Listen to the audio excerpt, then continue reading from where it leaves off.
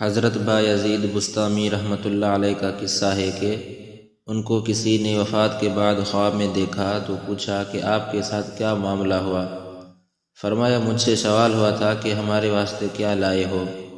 میں نے سوچا کہ اعمال تو میرے ناقص ہیں، ان کا تو میں کیا نام لوں، البتہ میں مسلمان ہوں اور بحمد اللہ توحید میری کامل ہے، اس کو پیش کر دیتا ہوں۔ تو چنانچہ میں نے عرض کیا کہ توحید لایا ہوں۔ ارشاد ہوا کہ وہ دودھ والی رات یاد نہیں رہی؟ یہ ایک واقعے کی طرف اشارہ تھا کہ ایک رات حضرت بایزید بسطامی رحمۃ اللہ علیہ نے دودھ پیا تھا، اس کے بعد پیٹ میں درد ہو گیا تھا، تو آپ کے منہ سے یہ الفاظ نکل گئے تھے کہ دودھ پینے سے میرے پیٹ میں درد ہو گیا ہے۔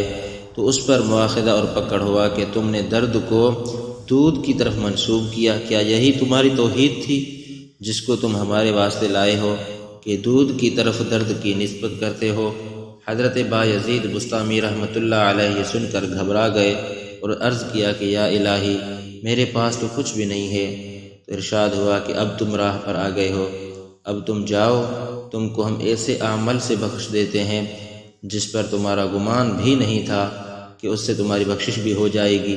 وہ یہ ہے کہ تم نے ایک رات ایک بلی کے بچے کو سردی میں کانپتے ہوئے دیکھا تھا، تم کو اس پر رحم آیا اور آپ نے اس کو اپنے لحاف میں لا کر سلایا۔ اس بلی کی بچے نے دعا کی تھی کہ اے اللہ اس کو بھی ایسے ہی راحت دیجیے جس طرح اس نے مجھے راحت دی ہے۔ جاؤ آج ہم تم کو اس بلی کی دعا سے بخشتے ہیں۔